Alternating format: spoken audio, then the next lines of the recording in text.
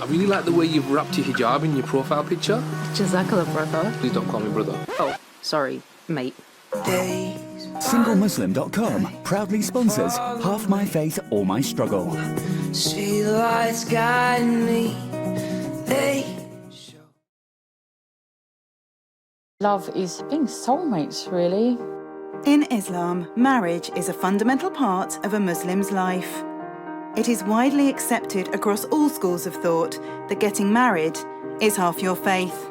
Half your religion if you marry, and that is a huge thing that my parents also believe in. However, for Muslims, finding a life partner in Britain isn't the easiest of tasks, especially when you are observing the faith while searching. To find someone that you physically, mentally and emotionally connect with is so difficult. 12 wonderful people have agreed to embark on a unique journey with us, not only to share their experiences and struggles in finding a life partner, but also to learn new things about themselves along the way.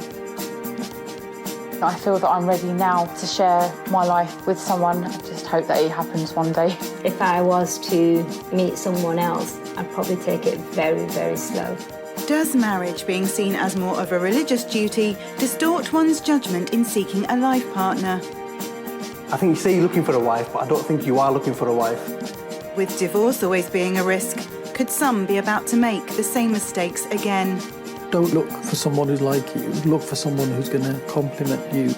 This journey isn't about matchmaking. It's an insight into how 12 British Muslims are dealing with the struggles of trying to complete half their faith.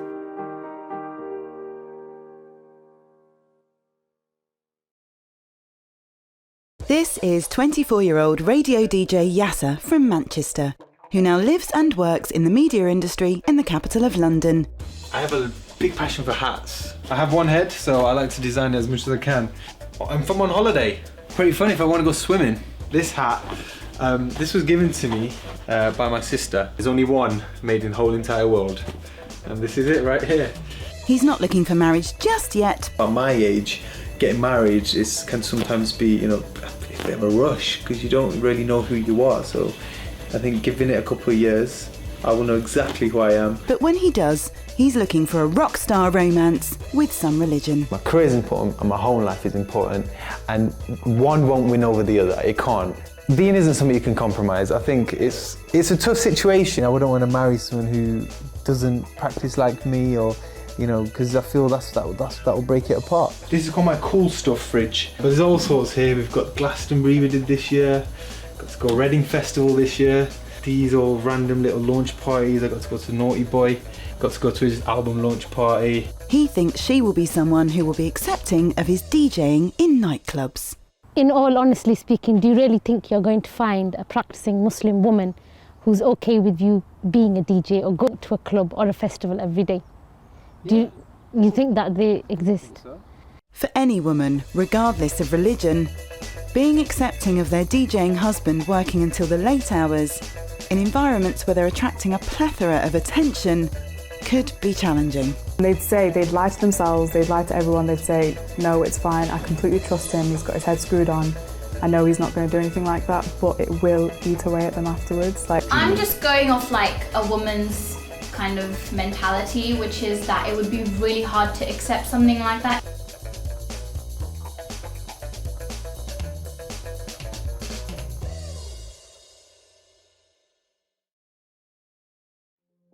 Yasser is struggling with the concept of recognising that there are Muslim couples in the media industry that are comfortably British.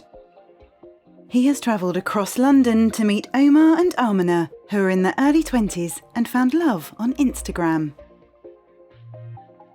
Amina is studying for an MA in Islamic Studies, whilst Omar works as a consultant and journalist. Amina, you're a young woman, you're busy, you're sort of living in the Western world, you know what the deal is. Now for me, working in the media industry where there aren't very many women from sort of Islamic background or practicing background, how would you advise me to find someone? I think because obviously we're similar ages, I would say go through your friends and see what friends do you have and like kind of like first of all, what kind of woman are you looking for? Are you looking for a woman from like the same ethnic background as you? Go through your friends who are roughly that age, because like the friends you have a very similar mentality to you, and then their friends will kind of echo that as well. So I feel like that would be the first port of call, instead of kind of like going through your parents, for example, which people did back in the day. You know, they'd go through their parents and their parents would find someone for them, and that person might come from more of a traditional background. But if you're looking for someone like kind of, you know, on our level, like our age, mentality, engages with the Western world but isn't like completely obsessed with it, someone in the middle, I would say go through your friends first. In terms of the media industry, do you want someone specifically from that industry? Well, I don't see anyone but people from that industry. Okay. So it's kind of, is that or nothing? Yeah, I don't know. I feel like... But the thing is, the media industry is a very big industry. Right? So the type of... you're a DJ, for example. There's people in BBC Asia Network who are not DJs. There's people in BBC who are going to be covering religious issues or politics, or they're going to have different outlooks on life. And it's not just confined to BBC. I'm sure you have interaction with people from different organisations, and you're constantly in contact with loads of different people because of the nature of your job. So I wouldn't say like it's particularly tough, because there's thousands of journalists and people in the media. So I think there is actually a big choice, and I'm sure you could find someone who you could relate to at the same time. I think it's nice that you kind of want someone in that industry as well, because they'll be able to understand like your workload, because I know you were saying that, you know, you have a lot of work on and you always have to be on the ball, and someone from a similar industry would understand that. Like that's why, you know, doctors marry doctors. Say if it was I had to DJ at a place where, you know, the environment wasn't very good at all, but as long as I know I'm there for the art of it and for the work aspect, not anything else, then fine. And if I felt myself slipping and actually going into the negatives of what that world could bring, I'd be worried. Would you advise me to stick to the media industry, or do you think I could find someone outside the industry, just a normal practicing, you know, young Muslim girl who would get the fact that, yeah, I have been in clubs and there have been, you know, whatever activities going on. Not, you know, I'm not taking part in it, but that's the kind of environment I've been to and I'm kind of familiar with. I'm just going off like a woman's kind of mentality, which is that it would be really hard to accept something like that if you haven't been exposed to it. So if you got like a woman who's really practicing and hasn't been in those environments before and doesn't really understand your work and the purpose of your work, it's going to be really hard. And I don't know if, like, obviously it depends, you know, on the person, but I just think it'd be really difficult. I'm not saying just stick to the media industry, but, you know, I mean, you could look outside it, but to find somebody who has had similar experiences to you and been in similar environments is really important, especially when you're a Muslim, because, you know, I'm not saying, you know, clubs are a great place to be in, but, you know, if you haven't been in a club, it's like you think it's like hell. Do you know what I'm saying? And if you were to like, you know, meet and see a woman who had not been in that environment or had that kind of mentality, it would make your work really difficult, and I think it would put like definitely a strain on your relationship, because in essence you're trying to make something understandable to someone who has no idea what it's like. The meeting has been an eye-opener, and Yasser has plenty to think about. Talking to Amna and Omar today, such a young couple, you know, they're both younger than me. And for me, I still think I'm young to get married. But looking at that, it made me realise, hang on, this isn't, you know, this isn't a life sentence. They're actually helping themselves build each other's lives. They respect each other's privacy. They're still spending loads of time together, and the families are all happy. And it's kind of made me realise that maybe, you know, if someone's good now, it's not something you should run away from, I guess. And it's something that can help you rather than being negative.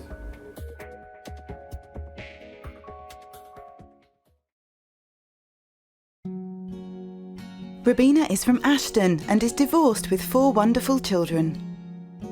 In the past 5 years, we've grown so close. We understand each other, and yeah, I love them to bits. Yeah, and I think I've given them a better life than they would have done if I'd have carried on in that marriage. She has been through a very difficult time. I had to choose between 3 suitors. I was told by my dad to choose any of them.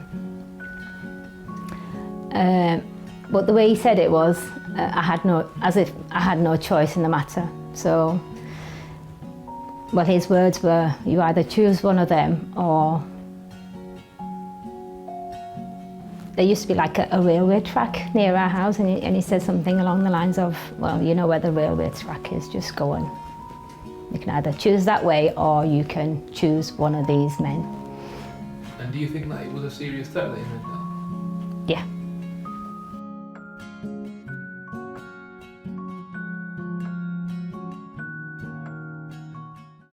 She has confidence issues and is very reluctant to invest emotion in new people.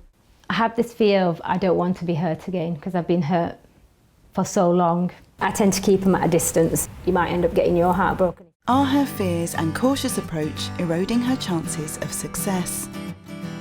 However, in recent times, Rubina has decided to work hard to carve her own career. I don't think I see studying as a rebellious nature to my past. I see it more as a way forward. I'm a third-year student and I'm studying my foundation degree in education. And obviously by doing this degree, it'll then take me towards my goal of becoming a teacher. I love learning, so yeah.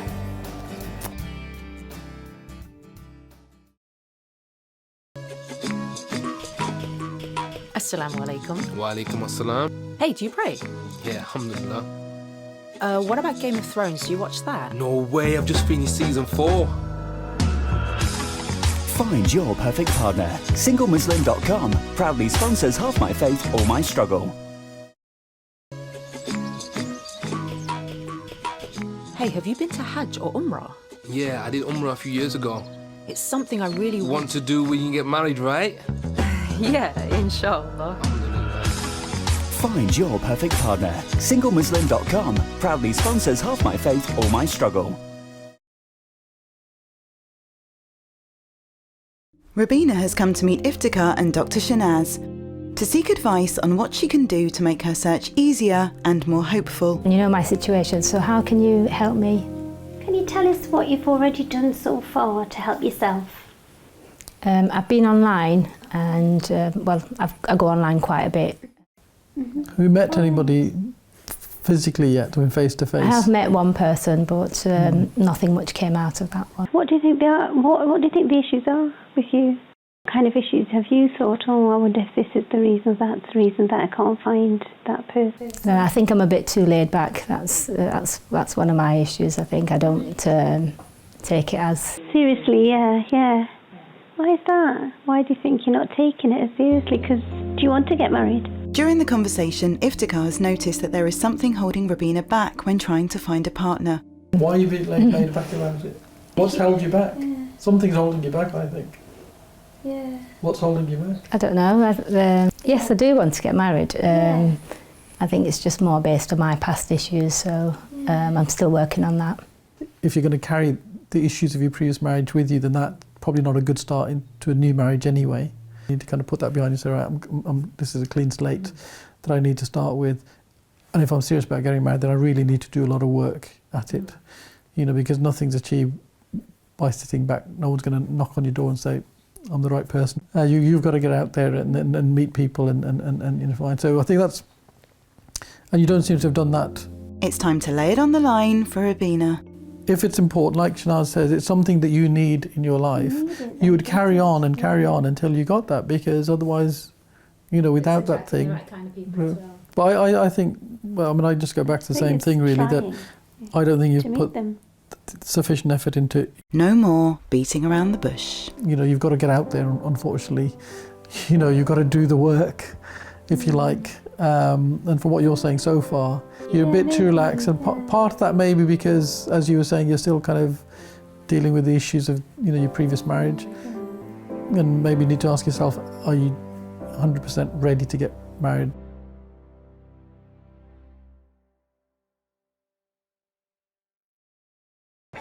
Recently, Yasser went to meet someone more conservative than himself to experience the opinion from people very practicing pertaining to his DJing. He has now come to meet someone who is not too dissimilar to himself in religious practice and is actually younger.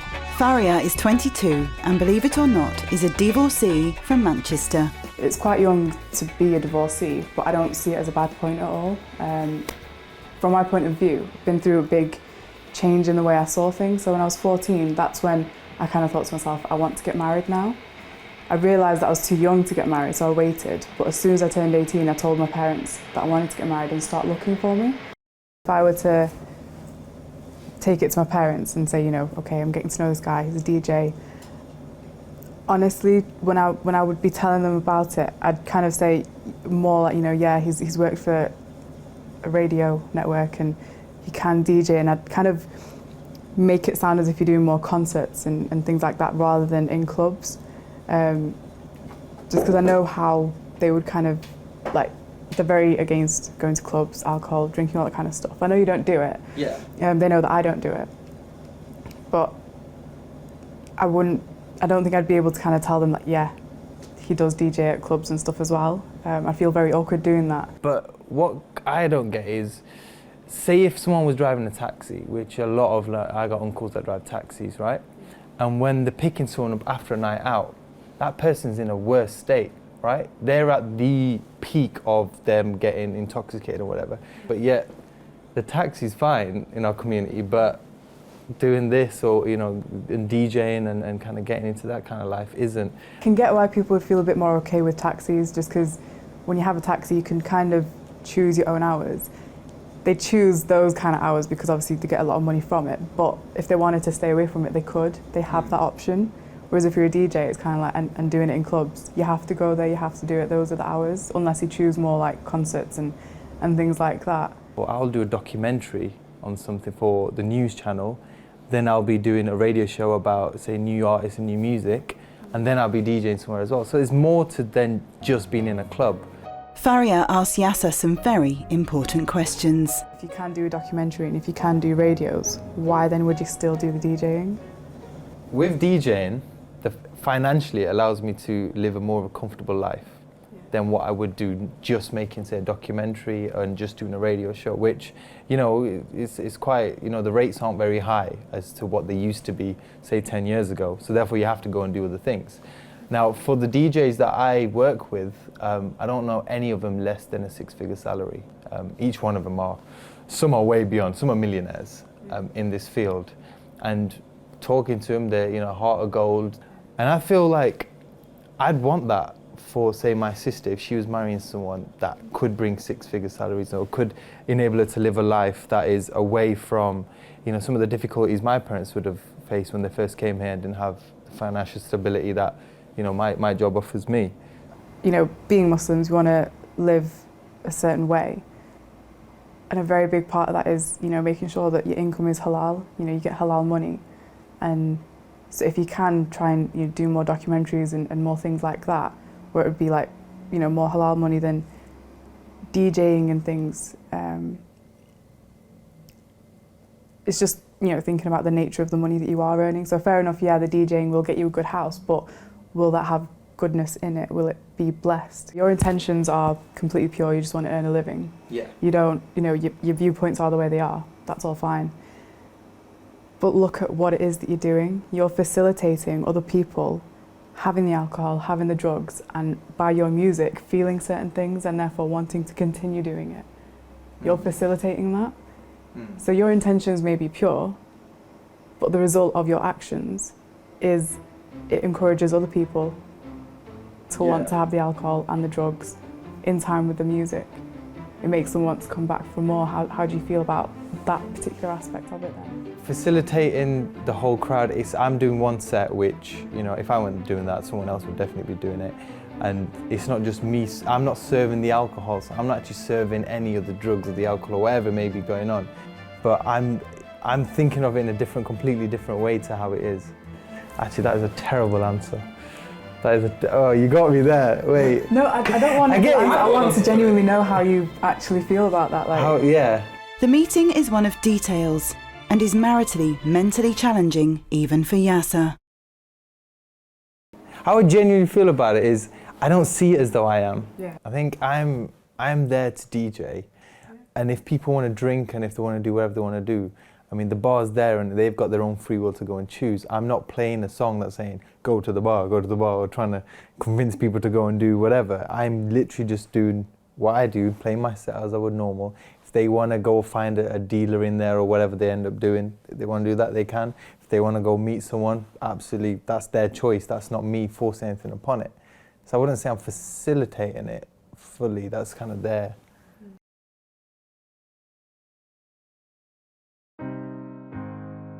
When I was about 16, because I didn't know what love was, I never got that from my parents. I never got that from my siblings.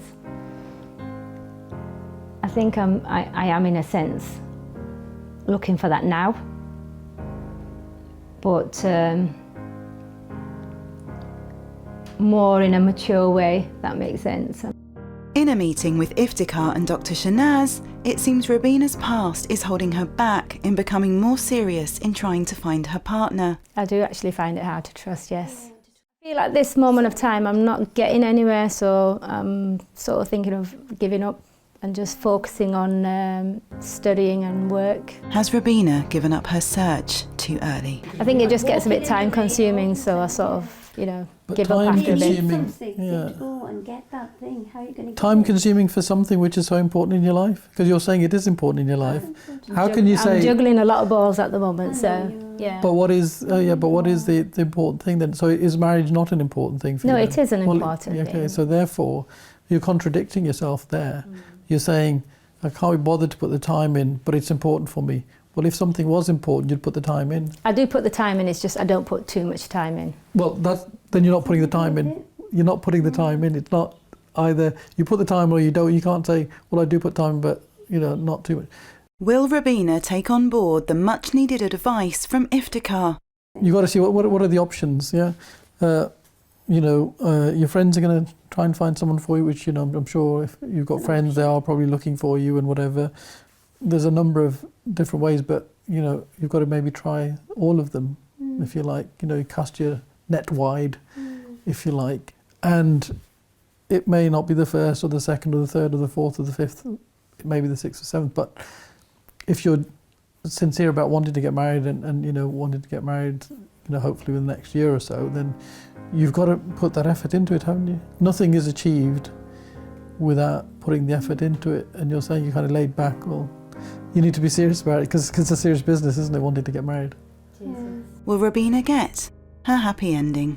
It's just so hard for me coming out of a marriage with someone who was like my ex-husband to trying out something new. I think that's quite a scary prospect for me.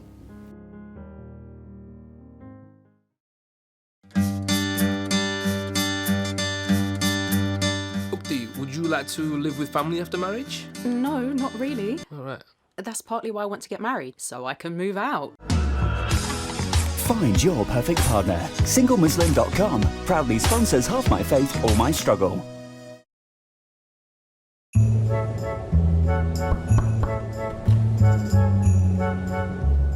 Sister, did it hurt when you fell from heaven? Oh, wow. Really?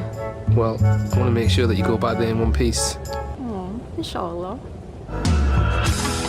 Find your perfect partner. SingleMuslim.com proudly sponsors Half My Faith or My Struggle. Yasser is meeting Faria. She is a divorcee and isn't looking to get married again anytime soon. People start to get married for the wrong reasons. They start to get married because other people want them to get married. And especially like coming from an Asian background, you know, a lot of my friends have this thing that the parents tell them, yeah, you can go traveling, but you know, if your husband is okay with it.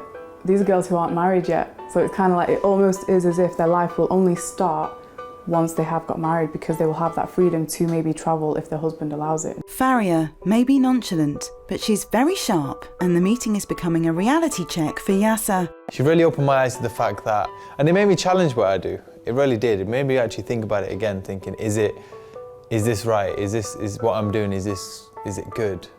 You've given me your reasons and justifications for why you do what you do and why you think it's okay. I'm a woman, so I'm going to think about the future. I'm going to think about kids, all these kind of things, you know, who my kids are going to marry, all these kind of things, you know, they do go around in my head. So if they were to kind of grow up seeing that, oh yeah, dad's going out late at night, it's fine, mum's okay with it, that's acceptable.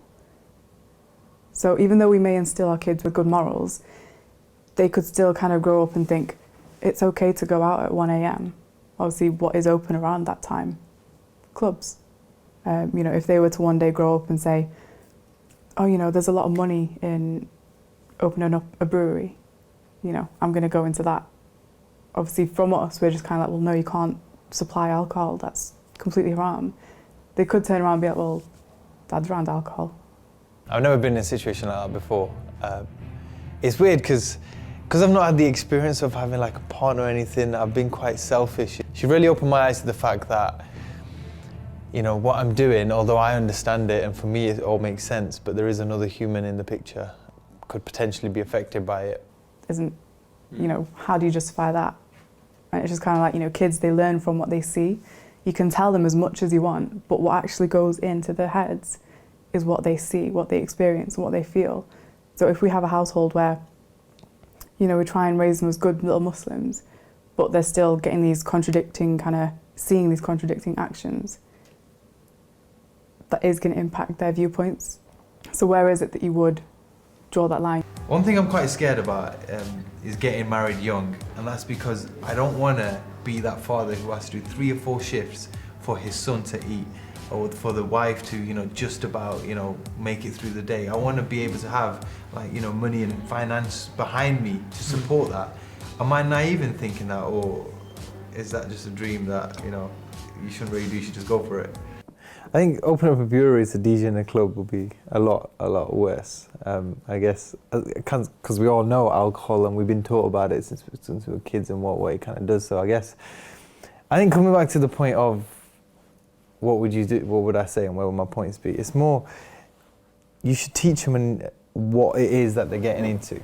I think for the kids as well, or for the future, I'd never want to control or sort of limit the ability of where my, you know, son or daughter could go. I'd want them to actually explore and think, right, so there is a bigger world and I could go off and do anything I want.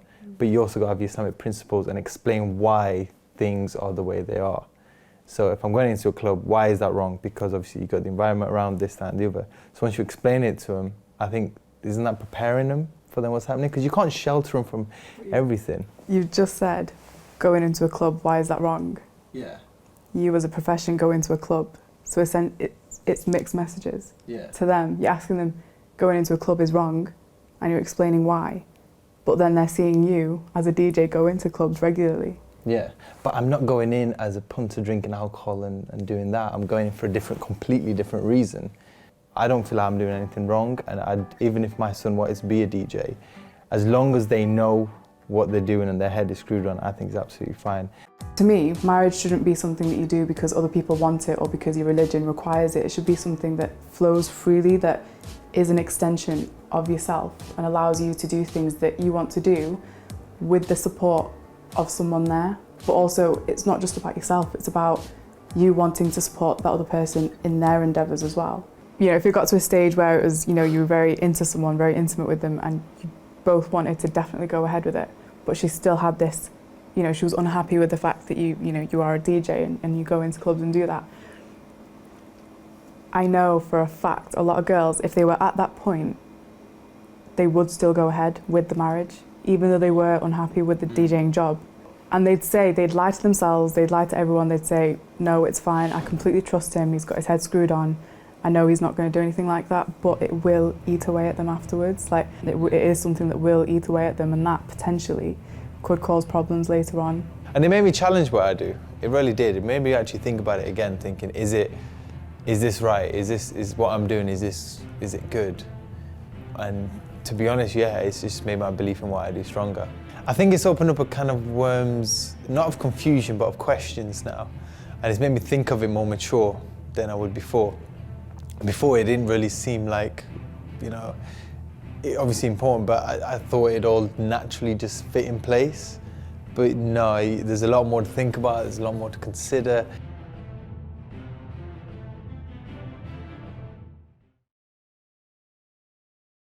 Rabina has come to meet relationship and marriage counsellor Naseem to delve a little deeper and question whether Rabina is looking for marriage for companionship or because it's a pre-programmed religious duty. No, it's something you want. Marriage is not an obligation in that sense. I don't have to get married or For financial reasons? Or, no, I don't need to get married because of financial reasons or anything like that. It's more or less finding someone for myself, someone who I can share things with. I think it's pushing myself to step out of the box and maybe find some kind of happiness. So maybe if you were to meet someone yourself, maybe on your course or while you're working, and you really like this man and he wasn't really interested in marriage but just wanted to have a relationship with you, I mean, would that be something you'd consider? No, I wouldn't go down that road, no. You I wouldn't even think about it, no. Why not? It's just not the way I am. I don't really believe in stuff like that, so what I've been taught or the way I feel, I mean, you know, I've got to answer to God, so. You class yourself as a Muslim? I do, yes. Yeah. So it'd be important for you to marry a Muslim, or it doesn't matter? No, it does matter, yeah. Yeah, so he'd have to be a Muslim? He has to be a Muslim, yes. So what kind of Muslim is important? If they were praying 5 times a day or not, I wouldn't look at that. Yeah. It's not important to you, either way? Not really, no. Is it okay for him to drink and eat whatever he feels like, you think? No. Yeah. So what is alright and what isn't alright then? It's like if a person wants to go out clubbing and stuff like that, then that wouldn't be, you know, the right thing to do in Islam in a sense, would it? So I'd want him to be more responsible in that way. Yeah, because you could marry somebody and he has all the traits, but when he's Muslim by name, doesn't really practice anything to do with Islam. So, you know, even in terms of your relationship with you or your children or your family, more than that, and what he thinks is important or what isn't important may not tally up with yours because you haven't really clarified what it means. And I don't think I've really explored that side of things fully, I think. Is Rabina letting her negative past jeopardise the chance of a better future with a companion? But then that's me, isn't it? It's just the way I am. When you meet someone and you talk to them and you tell them things about, you know, what kind of person you are or, you know, what you've, I don't know, maybe what you've gone through kind of thing. I think I look at little things that come back at me when I'm sharing stuff, so I kind of take that on board and that's where I make my judgments. It seems Rabina hasn't taken on all the advice from Adeem. Yeah, I mean, it really doesn't matter what's happened in your past, because you look, we've all got pasts, and to really kind of keep yourself in the past or keep talking about the past, it's no good to anybody. Is Rabina creating barriers for herself? Yes, I do look at I think I do tend to make it harder for myself in some ways. Not judges you in terms of your past, sort of looks at you how you are and takes that forward. Rabina has been searching for a companion for some time. However, she's attracting the wrong type. She has come to meet Faisal on a chaperoned marriage meeting. Hi. Hi. Hi, Rabina. Hi. Nice to meet you. Right. How are you? Sorry. All right? Yeah, I'm fine, thanks. Good. So where are you from, Rabina? Things start slow, but the meeting is extremely formal and void of any emotion. What do you do? I work for the NHS. Oh, right, okay. I'm a project manager. All right. Yeah. It's quite interesting. You know, with NHS, it's never a dull moment. It's always in the news about something, isn't it? Oh, right. So how long have you been doing that? A few years now. Quite a long time. So what do you do in your spare time? To relax? To relax. I do a lot of reading. Faisal has retreated back to his poker face and neutral, calculated voice. Yes, in my spare time, you know, I tend to just you know, keep quite active. I do lots of cooking as well. I tend not to eat out much. Even if I get home quite late, I'll still cook, you know, my dinner, but it's fairly healthy. It's not always curries and stuff like that. It tends to be more lighter. It's getting cold outside. Yeah, I've got my own house. I live on my own, so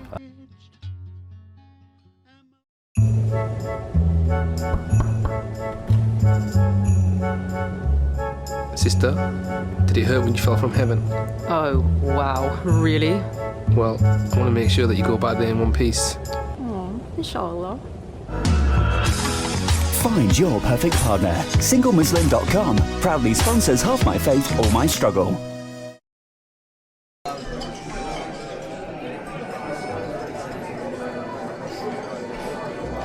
I so need to lose weight. My mum's cooking is sick. Well, if we hit it off, you will lose weight because I don't cook. Find your perfect partner. SingleMuslim.com proudly sponsors Half My Faith or My Struggle.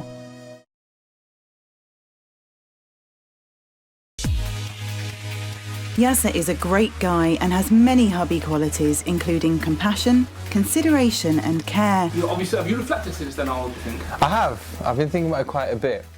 And I guess in the industry that I'm in, you know, sort of playing music and presenting TV shows and going to the award ceremonies, all this kind of stuff, a lot of it is about you, and it is quite a self-centered industry. So if my mum was to propose someone to me, I'd be in that mode, in that way of thinking, say, no, I'm not wanting to, they're not going to be like me. Whereas now I've realised after speaking to different sisters, it does come down to a lot of compromise. And I'm glad I thought about it now rather than waiting for someone that might not magically appear. It's made me realise that I will need someone who's maturer, and someone who has been through life a bit more to understand where I'm coming from and to keep me grounded. But these qualities come with a major caveat regarding his DJing.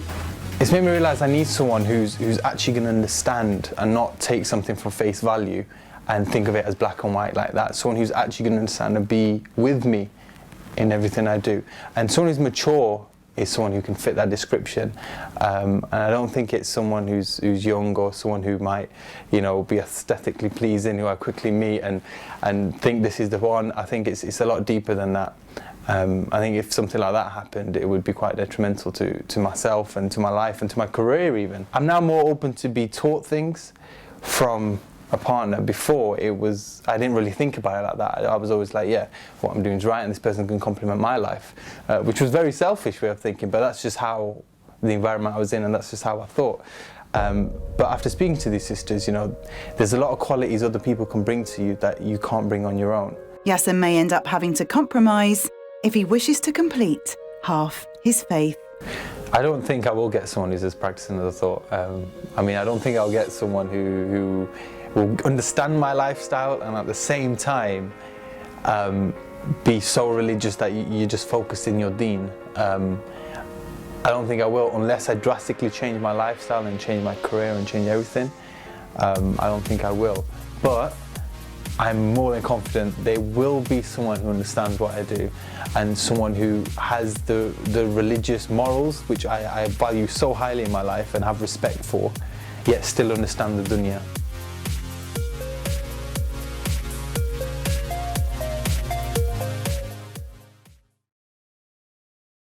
Rabina is on a chaperoned meeting with Faisal. But I like to have a varied diet because I, keep fit a lot. Yeah. I like to eat healthy. Even if I get home quite late, I'll still cook, my dinner. Things are overly formal and quite bland. So what's your ethnicity? What is that? I'm Indian. Right, okay. Yeah. Gujarati. Oh, okay. Yeah. What about yourself?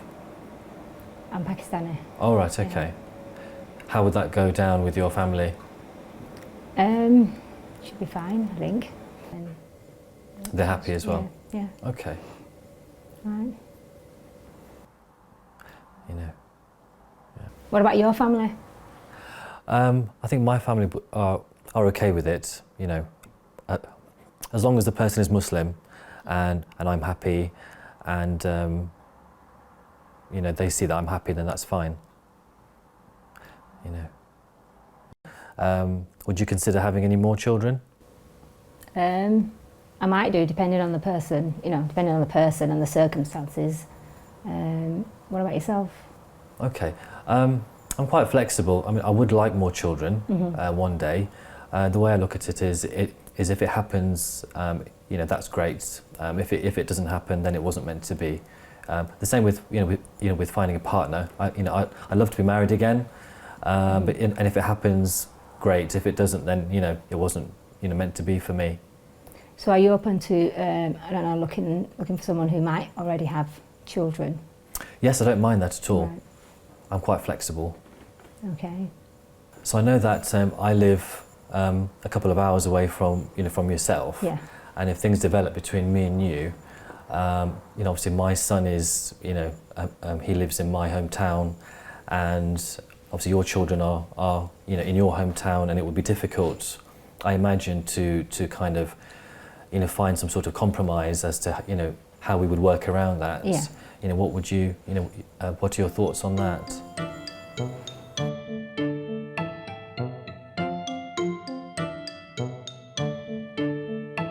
It's it'd be like travelling then, isn't it?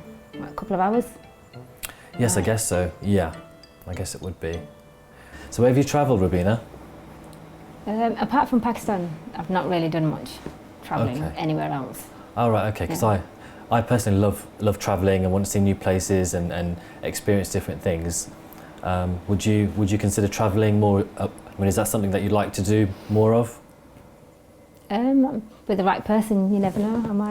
I'm still, I think, learning that side of things, really. So. Okay. But then you don't know until you try it. Yeah, exactly. Yeah. I agree with you. So where would you like to go if you had a choice? Anywhere in the world? Gosh, I wouldn't know. Don't know. Okay. Do you do any kind of physical activity at all? No, I don't know.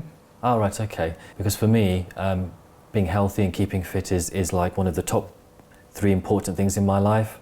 And ideally, I'd like my partner to be part of that world as well, and kind of be there with me in all these adventures. Right. Would you consider, even trying some of it? I'm always up for a challenge, so yeah. Oh, Why good. not? Yeah. That's good to know. Will Rubina find companionship in Faisal, or will she end up back in Oldham? The show has been empowering and helped Rubina come out of her shell and comfort zone. A meeting with Adeem, I actually learned quite a bit. I did realise that I was kind of laid back, so it got me thinking that I think I need to be a bit more open. Not open in a sense where I'm going to be worried about what to say about my past, but it's more giving a potential suitor a chance to get to know me as I am now, rather than how I was in the past. Would it be sad if Rubina at 55 was not with someone? I think by the time I get to that age, I probably will be with someone. But again, I'm leaving that in God's hands. I think I will have a happy ending. I think I will.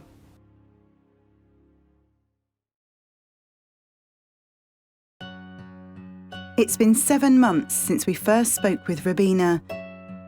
I see my mum as a role model because she's been through quite a lot, and it just motivates me to go further with myself as an individual. And she has now finally graduated. I've just completed a 3-year foundation degree in education. It's obviously a proud moment to graduate, especially after all the struggle I've gone through. All of it's come together. I was proud of her for actually finishing it after 3 years, because obviously I'd seen what she'd gone through to get it done, and the fact that it was finished.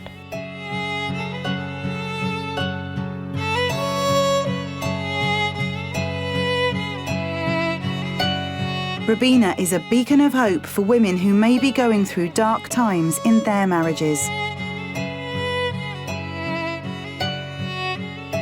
It was a proud moment, hence which says proud. My daughter bought me that for my graduation. So obviously before in marriage she never used to go out. Now through studying in night classes and stuff like that, it's talking to more people, getting to know people. It's made her more open to what's out there. Since meeting Iftikhar and Dr. Shanaz, I've met quite a few people rather than just stayed online and chatted for a few weeks and then thought, right, no, I'm not going down that way. So I've met quite a few people, and before Christmas I don't think I would have met that many people. I think I was still quite a bit shy and less confident. Now I'm like, yes, give it a week or two. I need to see this person and talk further. We hope the success of her education is mirrored in her quest to complete half her faith. In terms of happy ending, yes, I've graduated, I've got a new job. yeah, I'm quite happy in that respect in terms of work and home. As for looking for a partner, I'm very hopeful that yes, I'll still get there. It'll take a while, but I will get there.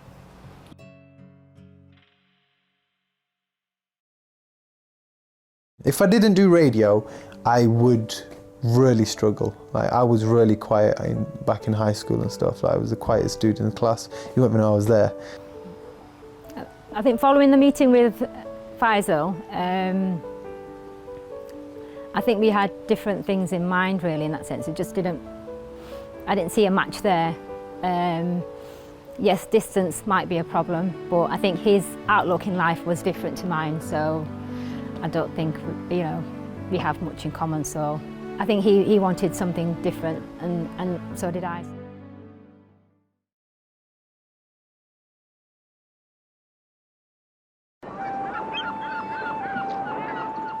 I dreamt I was honeymooning in Dubai and it was amazing. Alhamdulillah. Could you dream about honeymooning in Manchester instead? Find your perfect partner. SingleMuslim.com proudly sponsors Half My Faith, All My Struggle.